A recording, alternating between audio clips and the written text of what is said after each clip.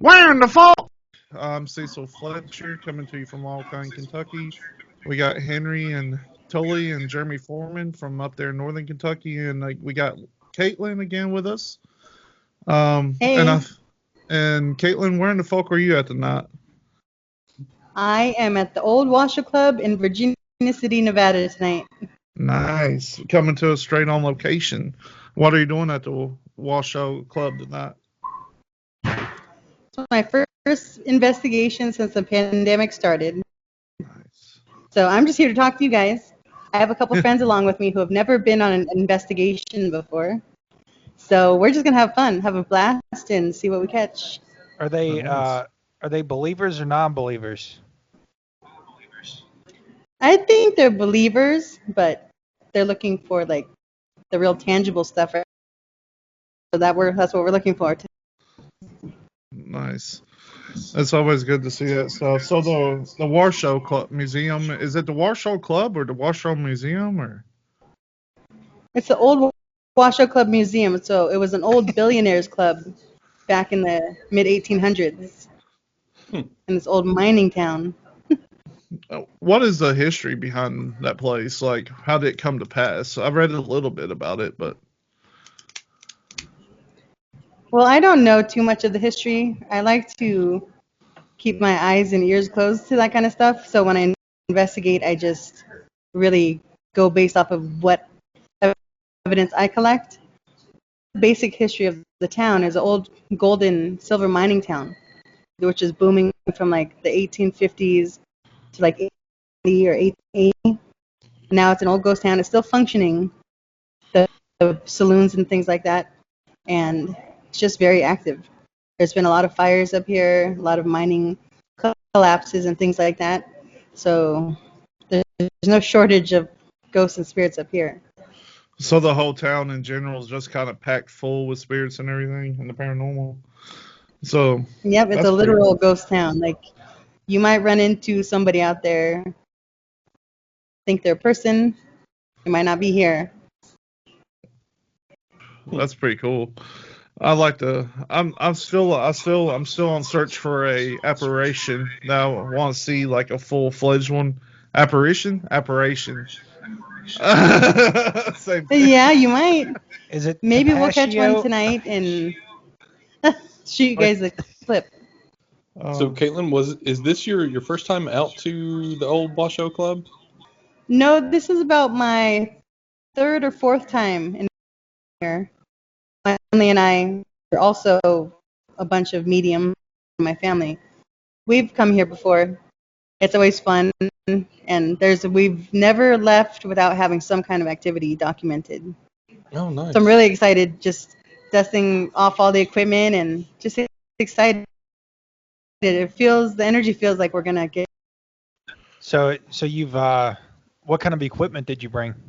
I brought a bunch of night vision cameras, a couple of wild game cameras that I'm gonna put up in where they think they have the more in that room, and we brought the SLS Connect camera. That's the figure mapping camera. It looks like a stick figure. We brought the spirit boxes to do communication sessions, audio recorders, laser grids, all kinds of fun stuff. that sounds EMF fun. detectors.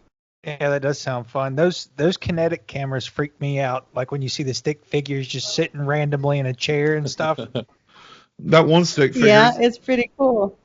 Is it where you're at right now? Is that where you filmed that one stick figure of the guy with the hat tipping, or is that somewhere else? Yeah, yeah, the bowing ghost. That was here. Yeah, Oh, so that's That was cool. actually right over here, this side of the room. There's a staircase. So we're gonna do an experiment tonight and try to see if we can contact him again. I don't know That's cool. if you've kept up with our episodes and stuff, but we've been talking to people from all over the world, and a reoccurring theme that we found is a man with a hat on, like a top hat. I've heard that, when I talk to other paranormal investigators or just people who've experienced the paranormal, it does come up a lot of times more than anything. It seems to be a top hat or like yeah, a top hat, not even a cowboy hat or very specifically a top hat. That's wild. It's so crazy that the top hat keeps showing up on everything too. And I just want to point out how pretty Tully looks in his new lighting. Look at him. Look at those eyes glaring. Well, I figured for the since we were doing a not Tom investigation, I would go dark for the not. I was hoping to come live from the crypt, but because they're still doing the tours, they weren't supposed to be, but they're busy today. What time did you say the So. tours end? The tours end at 7:45. They normally end at 4:30, but they're having a the devil made me do it. I think it's a pub crawl this weekend, so it's packed. So I can't be too mad at people having fun. No, not at all. Well, I would love nothing to like be some paranormal experiences for Valentine's Day. Yeah. It sounds like it's a blast, really. It is. We actually took a couple. We stayed here last year on Valentine's night with a couple that wanted to celebrate their Valentine's Day with a paranormal experience, and that's when we caught the bowing ghost. So they got to see that live. Wow. Was this the same place? I think the last time you talked about like almost like a dance hall. It may not be the same place. Yeah, it's a ballroom. So upstairs from where I'm at is the old billionaires club. So the billionaire miners, a lot of the famous politicians and generals of the time, they used to play cards up there and drink, party, and there's a ballroom that they all used to dance or have their celebrations. So we're going to do an experiment up there tonight. I downloaded a bunch of songs from that era, and we're going to try to party with the spirits. That'd be fun. We're going to set up a Connect camera, see if we can get any figures dancing along with us. That's going to be awesome. You won't know it, but look at Jeremy, but he's a beautiful ballroom dancer. Is that true? We'll leave that up to the to be proven. So I know you said you're all decked out, you have all the equipment, you're ready to go. Just pre-rituals, do you have anything that you do to get yourself psyched up for it, for these investigations? Normally, I try to come in pretty blind. This time, I did a little bit more research. Like I said, I looked up the music of the era, and that kind of like got me a little bit more pep because the experiment. Normally, I just set all the equipment, make sure I'm not forgetting anything, first of all. But more so than just coming in to try to communicate or just start trying to collect evidence, I really try to make a connection with the spirits that are here and just let them know I'm coming in from a respectful place. And being a medium, also speaking to spirits, sometimes spirits feel exploited. And I recognize that, especially in a place as famous as this. So I just tell them, it's up to them, which it really is. Nobody has any control over spirits, even if they think they can command them here and there. It's really up based on their end as well. So I just come in and say, hey, we're here to have a good time. If you want to join in, that's cool. And usually you do. There's a benefit to being decent or nice. Yeah, that makes sense. The music that you're going to be playing, is it like mainly like piano music, like that stuff like on Red Dead? Some of it is. It was pretty cool because I was looking up music in the middle of the night, like I was half asleep. And then I read the fine print on the music that I found, and it's saloon music of the 1800s. But in fine print, it said recorded on an old pianos, rural Nevada. So I was thinking those could be the actual pianos that are left here in Virginia City, for all I know. So that's kind of a cool element there. That is pretty cool. So I read something about somebody named Jenny that hangs out at the spiral staircase. It's a ghost. Uh-huh. Have you heard anything about that? I didn't know what her name was, but they call her like the Blue Lady, I think, here.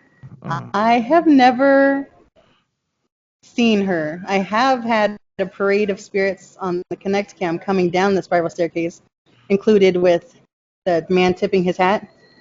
But I have had a woman come across 2 different times by the name of Tricia. So I don't know if she's the blue lady or if her name's Jenny. I don't know. You Like I said said, I only go based off of who I communicate with. you kind of cut out there for a second. What did you say your name was? Tricia. Trisha? Tricia. I think you would spell like EUTR Isha. Isha. So I know you said that this is your first foray back into the investigations post pandemic, and I'm still trying to get more involved with just wrapping my head around the spiritual world. And I guess it's just a theory. I would imagine, well, obviously the traffic for this kind of for the old Washoe club, I'm sure it was pretty low during the past few months. Do you think there would be an uptick in the spiritual activity? I mean, like they were kind of bored. They were used to seeing so many people come in, and they didn't really have anyone to interact with. But now it's kind of, especially tonight, they have the tours open even longer. So are you expecting some uptick in the activity? Well, actually, I noticed I usually come here during this time of year because it's usually there's nobody around, cold here, and they don't have heat upstairs. So there's not a lot of tourists. But tonight, because the event, a lot of energy. In my experience, spirits tend to hide from that. Especially here when they feel kind of exploited at times. Just in this town in general. But I think once everybody leaves, they'll kind of like breathe a sigh of relief. So I think we're going to meet them in the perfect frame of mind. Like they'll be relieved that the crowd's gone. And I think they'll be comfortable enough with us. Like I said before, I'm sure some of these spirits recognize me and I recognize them. They're spirits that come forth each time. It's not like, oh, they're not going to have to feel me out. So if they're up to communicating or showing themselves in a way, I think tonight's a good night. Yeah, that's fair. I mean, yeah, that's fair. So whenever there's a large crowd like that around and everything, does it kind of hinder the spirit activity or like significantly, or is it something that kind of boosts it maybe, like maybe pisses them off or something? I think significantly, especially because there's a lot of drinking that goes on here because the business are still open. And when people get obnoxious, like it bothers us too, right? So they just kind of skip town when it's like that. It's still a saloon? Like, can you still drink there? Yeah, so right out these doors to my right is the bar. It's still open, so if you hear like background noise or people coming in and out of the door, people are still drinking over there. Yeah. I'd love to be in there till about 1 a.m. and then get kicked out. Yeah, that's I kind of imagine how it's pretty hard to get kicked out. that's kind of how Bobby Mackey's is. We've talked about that. I don't know if we've ever talked to you about that, or if you're familiar with what Bobby Mackey's is. Yeah. You guys mentioned it last time, and since you mentioned how close you guys were, it's been on my mind because ever since I saw them on, I think it was Ghost Adventures, I wanted to go there, not just for the, like, I love country music. That's probably one of my top, is old country music, top favorites. I live for music, right? I would love just to go there and drink, listen to music, have a good time, investigate some other time. Yeah, it's a fun time for sure. We all used to go there quite a bit before the pandemic. Oh man, I would love to go there someday. I'm sure Bobby ain't slowed down though. Well, I mean, you could make an entire day out of it. During the day, you could do the investigations, and then once nightfall hits, you could crack a few beers and listen to some good old country music. And you mentioned that would be amazing. And you mentioned that Ghost Adventures have been to Bobby Mackey's, but they've been where you're at as well, right? Yeah, they've been here as well. I think this is where they got their full-bodied apparition on video, was in the ballroom, I believe. I haven't got to watch that episode. I was wanting to before all this, but things did occur. Didn't you say something about like one of the team members of Ghost Adventures maybe haunting there now, Cecil? I don't know exactly if that's what they said, but I don't really want. I guess I'll bring up. But the pair that passed away, Zach Baggins said that he felt like they were there or something with him or something. I don't know. I've seen that episode, but I don't know. I haven't run into them yet. But that doesn't mean they're not here, you know. Or they could have been there just to see their friends. You never know. They could be attached to him or something, like how you bring some with you or whatever.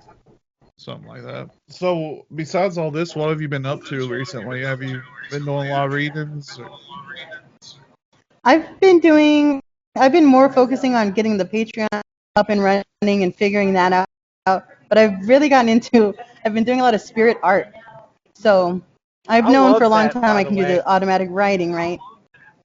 Yeah. Oh, awesome. I think we've retweeted Yeah, it's just a good way to pass the time.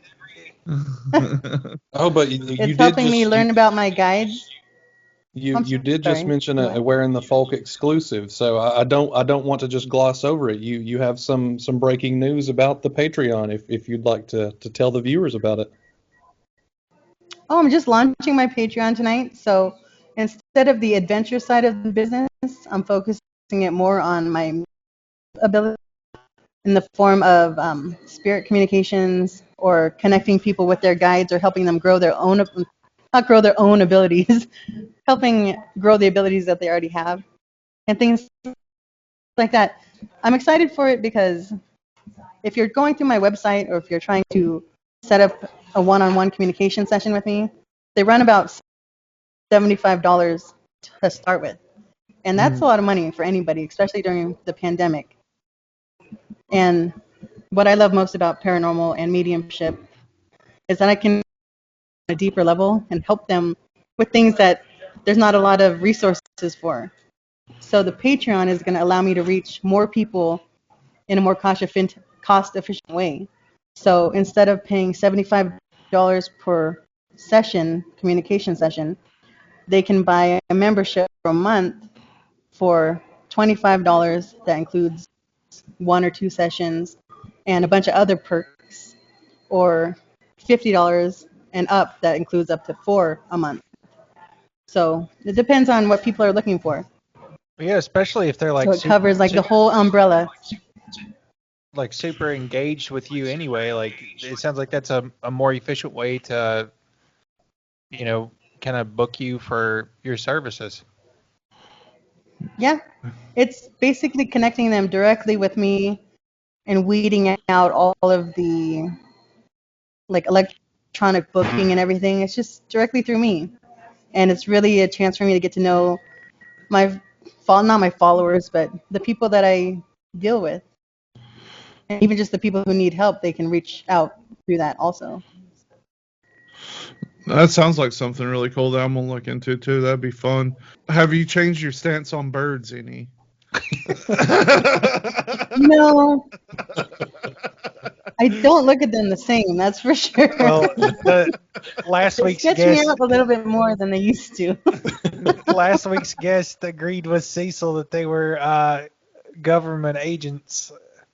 Well, Well, the oh check is man. still in the mail on the way to her from Cecil. Yeah, yeah.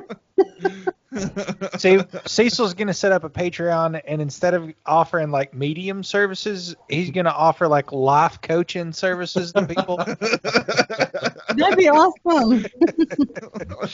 I'll be your first patron. Whenever the first lesson is, whenever they say you're cut off, they mean it. You're not going to be able to talk them out of it. Oh. But Kaitlyn, something that really did stick with me, and you've mentioned it about the Patreon, is just that personable experience. Just you really seem passionate about trying to help people with just the spiritual realm. That's something Yeah. that's really endearing. So really glad to hear you're able to expand on that. Oh, that's really cool. Thank you for saying that. Yeah, that's a huge emotional impact for people. Like I think, like you're giving them a sense of solace in some way. So that's like, Yeah. A very meaningful work. It's very rewarding. And I think that comes from the attachment that I have a lonely place to be, man. If you don't have resources or somebody who just says, "Hey, I believe you," first of all, right? And there's so much out there, and people are curious about different things. Some people are just excited to maybe possibly have an experience. So there's One so many thing, facets to it, and I just love all of it. one thing that I was interested in, so we've talked to one other medium and empath, and it was just like she kind of described like how it feels, Hmm.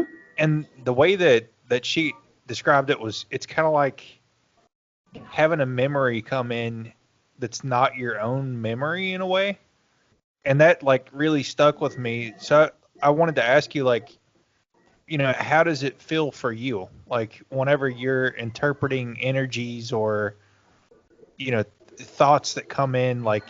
Well, that's really cool. I like how she explained that because I know I've heard it explained that way before. And that's pretty similar, but for me it started off as more of a like an emotional response I would have. But now that I've grown my ability over time, I go straight to the connection part, like the communication part. So I skip a lot of the feeling now. So as soon as I sense the feeling, I immediately start communicating, right? Whether it's telepathically or whatever you want to call it, do automatic writing. So I either go straight to speaking with the spirit to kind of get a feel and then let the feeling flood in, or I communicate a lot through I'm learning more about them. Like I saw my last Twitter message, I do the spirit message of the day, Yeah. and I know it was for me, it was blatant.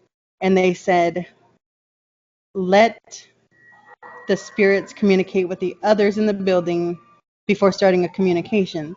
Let them vet. So a lot of the times I'll go through my guides because that's basically what they do as a way to protect me is they vet these spirits and make sure I'm not just opening up to something negative.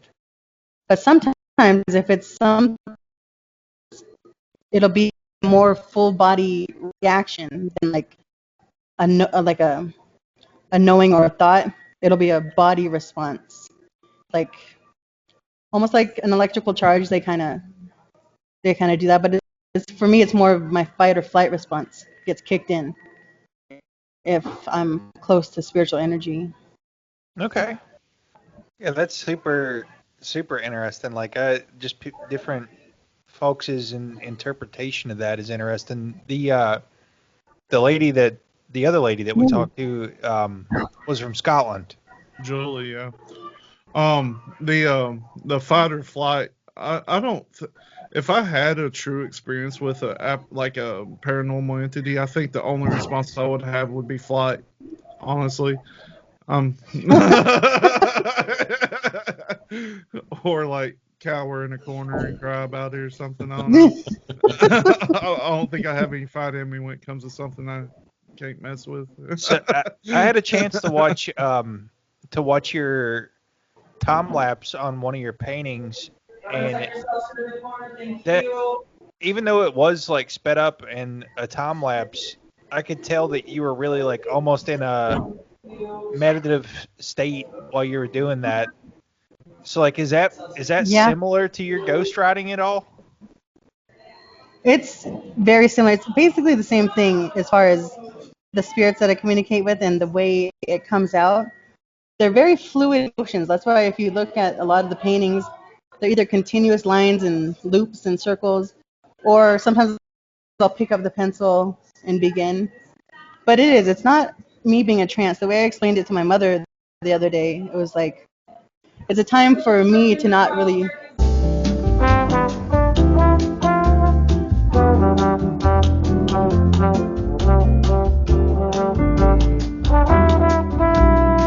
Uh, Kaitlyn, you were on a really good explanation there about the almost hitting the meditative state in. Oh, yeah. So when I sit down to do automatic writing, I just sit down and I basically relax. It's not quite meditation because you go into it very quickly. but I relax my body and just let the pen move however it's influenced.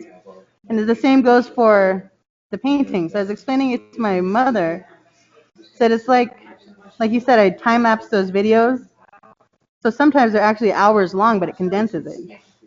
So it's like almost not being present that entire time. Like it's just me going through motions. My mind is completely blank. I'm not thinking anything, I'm not worried about anything. So it's very therapeutic for me also because it's like I'm it's almost like I'm free somewhere during that entire time. Okay. That's cool. You're gonna have to do. Go ahead. So these spirit paintings, are they for sale? Can you buy them? Yeah, you can buy them directly through me through Twitter for now, but they'll all be on my Patreon. So patrons on my Patreon will get first dibs on any spirit art. So I'll release it to the patrons at least 3 days to a week in advance, and then they also get like 25% off or something like that. Oh, cool. Do you know what the link to the Patreon's gonna be yet? It's going to be Patreon/Unbound Underground. Okay. We should be able to put a link in the description for that too. Okay, thank you. We for sure can, and I'm excited to look into it. If I have enough to pay electric, I might buy a month.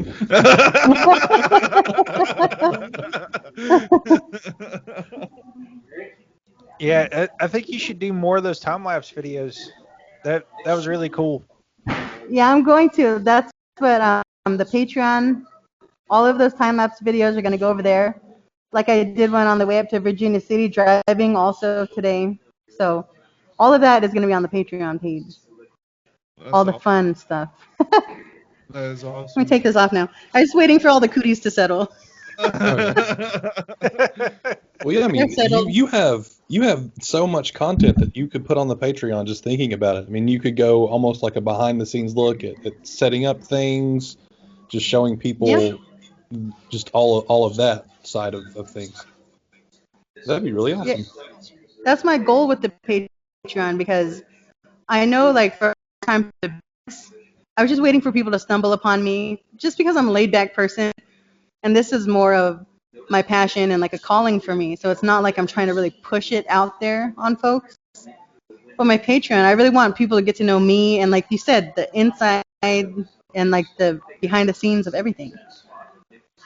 Especially how you were saying you spoke to other mediums and everybody's interpretation or their feeling or the way they experience things is a little bit different.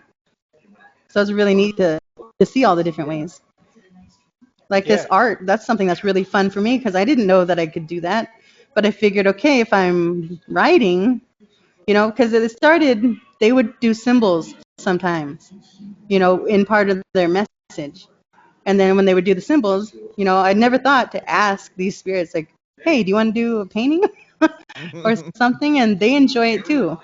It's bringing something tangible to our world for them. So enjoy That it. is awesome. I think like as someone who's interested in the paranormal, I think all the gadgets, like if you did an episode on your Patreon where you went through the gadgets and maybe incorporated clips of like things that you've caught on each gadget and what it looks like I think that would be awesome. Yep, I'm going to do all of that. I'm going to do tutorials because a lot of people invest in these gadgets because they see them on TV, but they don't use them properly. So the stuff that they're getting is not real. Like as simple as calibrating your Kinect camera.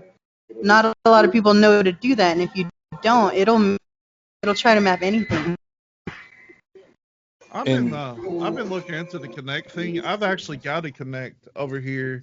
I need to figure out how to use that thing. I want to just mess with it and figure it out. That'd be fun. So that is just the Xbox Connect, then, isn't it? Yeah. Oh, okay. See, the only time I've used it, and this could go back into the ballroom dancing theory, I've only used it for the dancing video games. Oh yeah. It's fun. Literally, the only thing I ever used it for was Xbox on. So I think you mentioned it. It may have been on your Twitter, but I think you've had mixed experiences at this place, right? Like, Yep. like the good and the bad.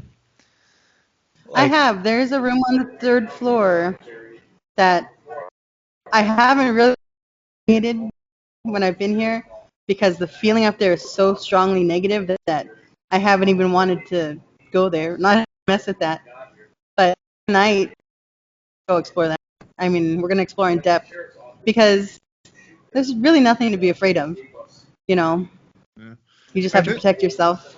So there's been good and bad. Last time I was here, I got scratched. mm, But the way I feel about that is not like other people. It's not automatically demonic and all of that. It's just I think your body's reaction to whatever electricity they're made of. You know, I felt the touch, and then when I got home, I had 3. They looked more like burn marks than scratches. And my mom was touched when we were just setting up the equipment in here. So it's very active here. So, that's Wow. pretty cool. but there And is good and bad here. I was reading a little bit about that the Washoe club, and like you said, it was made for the millionaires and billionaires. And this is a little bit more on the conspiracy side of everything. I firmly believe that it's hard to be a millionaire or a billionaire without being some kind of cutthroat and maybe practicing some form of dark art. Do you think that might have anything to do with like the energy there, like maybe some of the more nefarious energy, possibly? Like maybe some of these people were just horrible human beings because that's the way they usually are. That's a good question. I don't think they were intentionally into any dark art or anything, but there is something to them being so cutthroat and just steady to get, what they want. So I think part of the way they lived is what keeps them here, either by choice or out of fear of where they might be headed. But it does have something to do with it, I think. But I don't think they were intentionally like trying to do any kind of black magic or anything like that. I But don't there know. is definitely some kind of weird energy. It's probably the reptilians. I mean, if there was any politicians. here we go. If there's any kind of politicians involved, I'm sure that's what it was. So, Kaitlyn, were you able to participate in one of the tours earlier just to get the layout of? Well, I know you already have the layout, but just to get the feelers out there for what you're about to experience tonight. No, not yet. I'd like to make up some like real excuse for that, but it was just I was running late and I'm not ready to walk up all those stairs yet. It's gonna take all I got to do it later. So Just I'm visit the conserving my bar energy. first. Yeah, get some Yeah. liquid strength. That spiral staircase. They don't let people walk on that, do they anymore? No, it's blocked off with a little rope, It's but like you the can take long. pictures like a floodlight and a camera tonight. You know, I was reading that. Do you remember Ripley's Believe It or Not? Yeah. Apparently, that staircase was like on there for being the longest unsupported spiral staircase, which is crazy to me. Wow. Yeah. That is crazy. I mean, I'm not really impressed by like, I don't even know what that would be. Is that engineering or Yeah. architecture? See, Yeah. that's how uninterested I am. I don't even know what it's called. But every time I come here, I like stare at that. Every seam, it just doesn't make sense how it's standing, and people used it. It is really, really cool. I probably shouldn't ever come out there because be my luck, I'd be like, hey, look at this, and poke it and just fall. It's been Then I'd have standing to for blame. hundreds of years until he touched it. Yeah. I'd That have to sounds blame out about my right. wife. I'd have to blame out Mandy. Like my wife is the one that did that. Let her take the fall.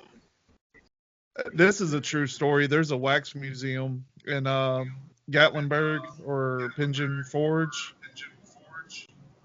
Tennessee. And we was down there. My wife Uh-huh. wanted to take a picture with the alien from the Alien movie, and she about knocked it over. If I wouldn't have caught it like this, we would have been out like $100,000. Oh my gosh. It would have been awful. She's a wild one. And all she was trying to do was dance with it. It was weird.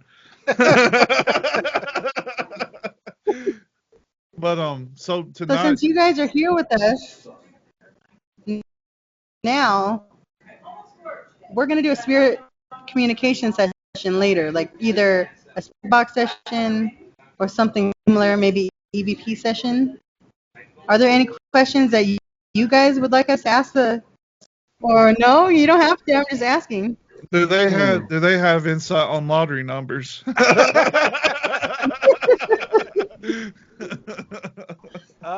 Guarantee you, it'll be a wise guy response to that one.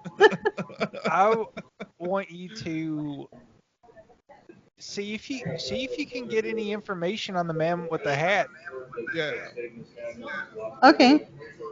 Because that, like I said, we've talked to people from South Africa to Scotland, all over America, and it's just a reoccurring thing. Yeah. What did you feel whenever you were in that presence? The one here, Yeah. the one here, I get the feel of this one.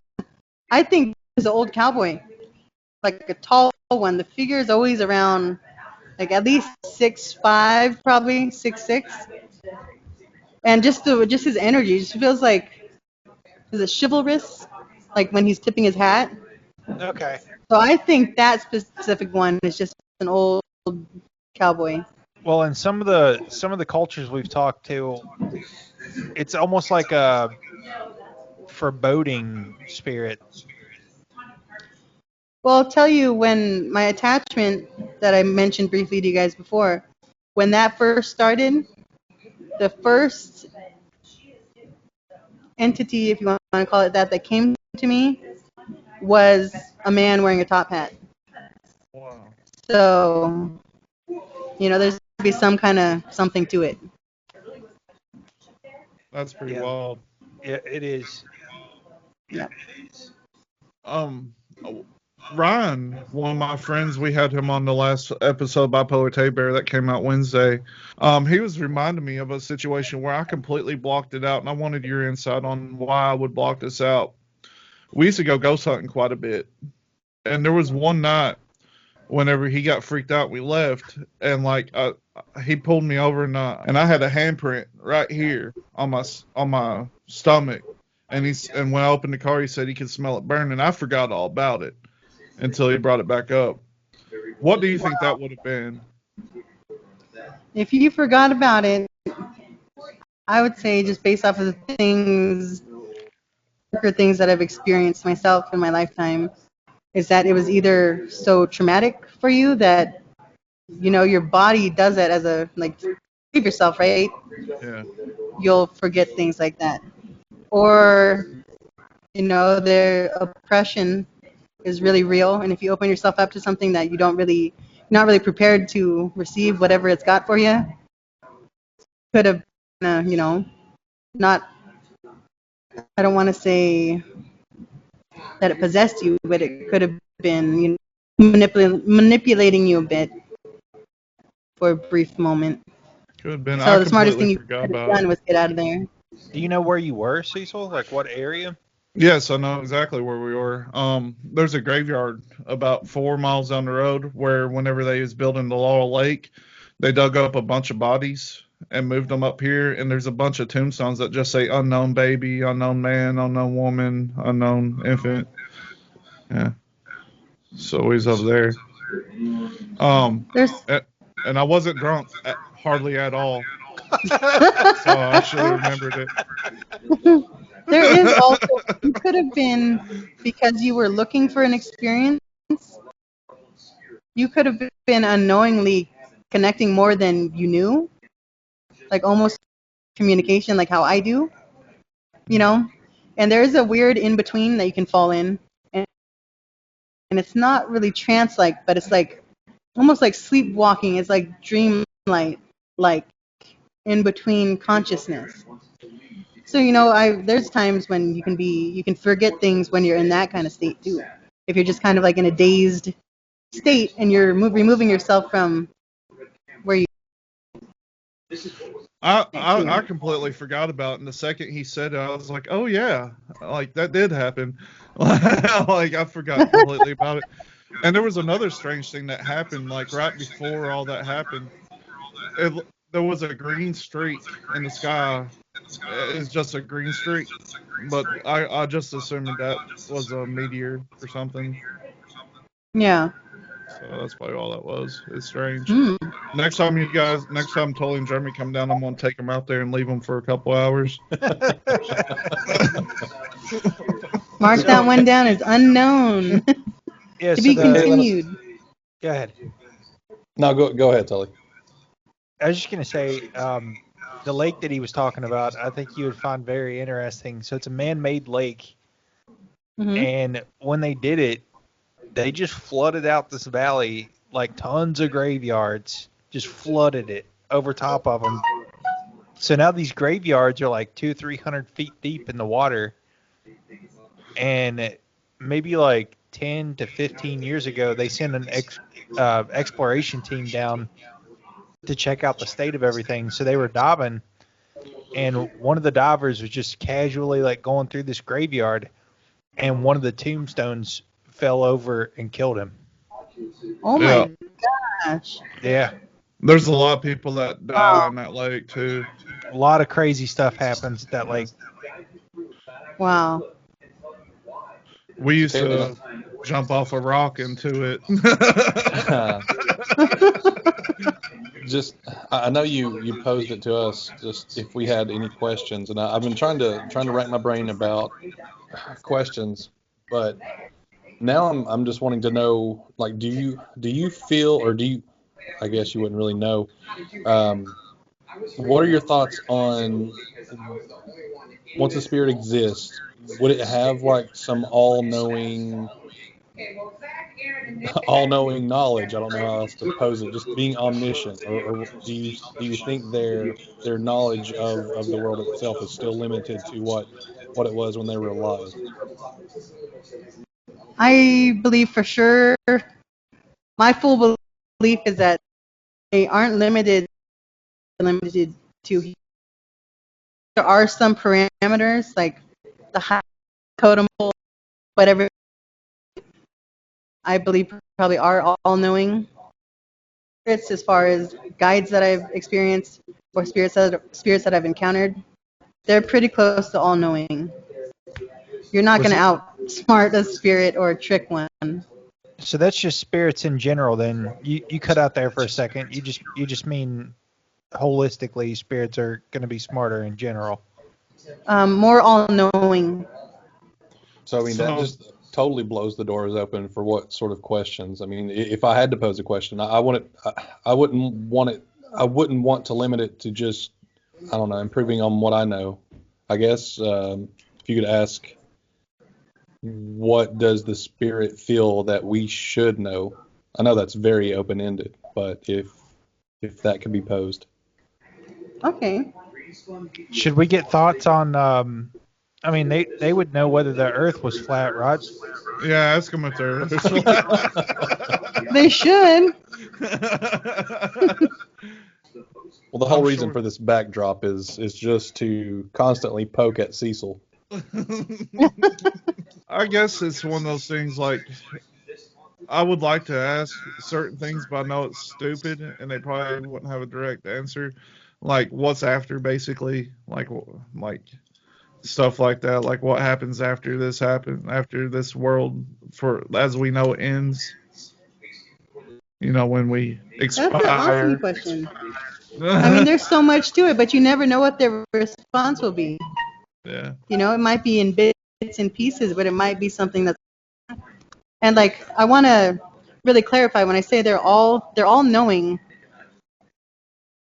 But even though they're all knowing, certain things that they won't answer. At least in my experiences, that I don't know if there's some kind of rules that they have to follow or like law maybe. But I noticed when it comes to like free will, as far as your life goes, they can give you advice on least resistance.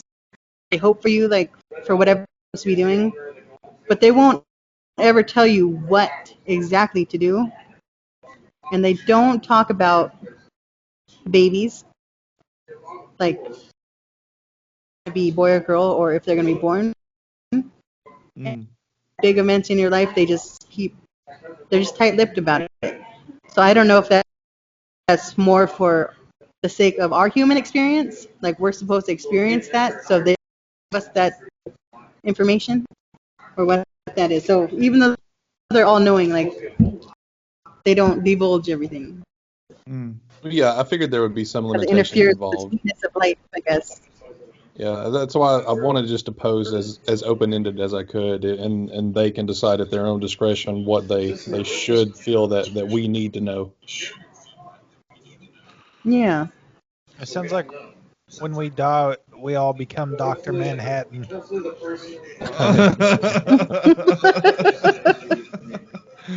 Are you going to go to Mars, Tully? Build a giant clock on there, whatever it Who was. knows? The possibilities are endless. Normally, I let the other people that are with me ask if there's something that they really want to hear, She's information gone. about themselves, then I'll ask them more about themselves. And so we recently had somebody on talking about Bigfoot. Have you delved into any more Bigfoot stuff since we spoke last? Well, haven't delved into any, but I did run across some tracks. Really? So I did a little photo shoot for the Patreon account for my new profile picture. So my cousin and I drove to this mountain peak. So like we normally camp there as a family in the meadow. So he took me to this campground up above. Like I've never been up there before, but it's at the very top of the mountain. And there was some snow patches, and there was a really pretty creek side there. So we're like, "Ooh, this would be a cool place, to take pictures."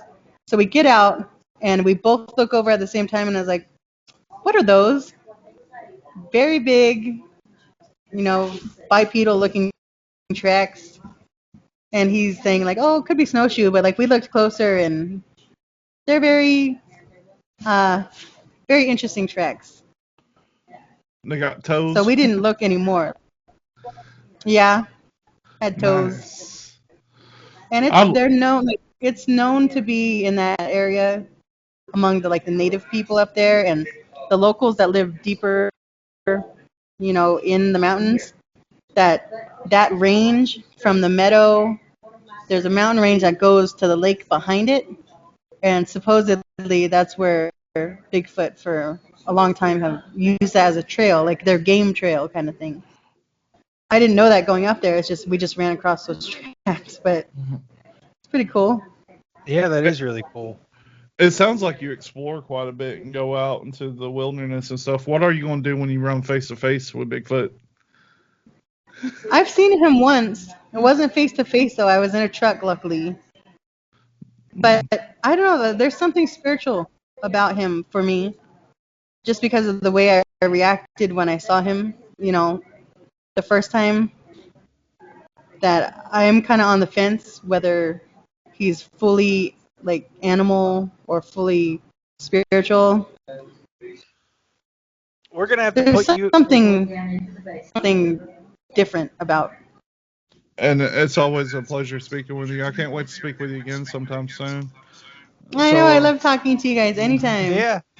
The co-host of Bipolar Teddy Bear, David Reed, he's had a murder of crows hanging out at his house for the past 3 weeks.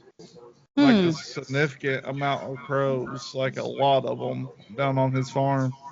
And he's kind of sketched out about it. I don't know what that would be.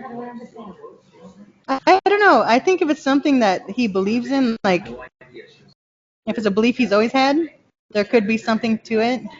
But If not, I wouldn't worry about it. So like for me culturally, an owl is the messenger of death. And I live in a rural area, right, where there's barn owls and things around. And every time I hear one still, my heart stops because of that belief, spirit uses that as the tool to give you signs and warnings like that. So, That's pretty but cool. if he doesn't already have the belief of the crows, then probably okay. I told him they just needs to move the bodies farther off the farm. But I don't think he believes me about it. He says he buried them deep enough. Well, Kaitlyn, we will be sending you all the positive vibes for tonight. Yeah. Awesome, I appreciate it. And Kaitlyn, tell them where all they can find you at. You can find me on Twitter at Unbound Guide, on Facebook at Unbound Underground Paranormal, Instagram at Unbound Guide, and now Patreon at Patreon/Unbound Underground. So new, I don't even know where it's at.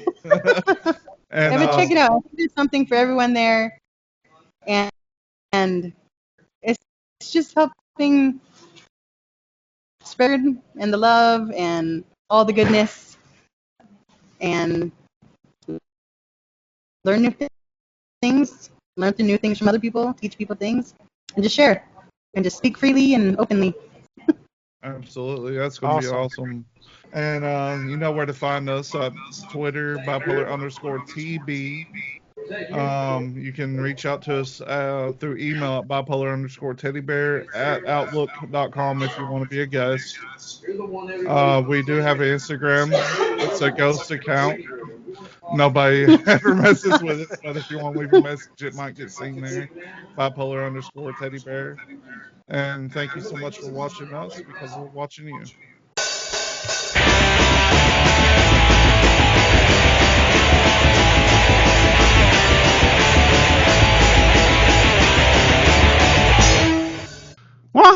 Where in the fall?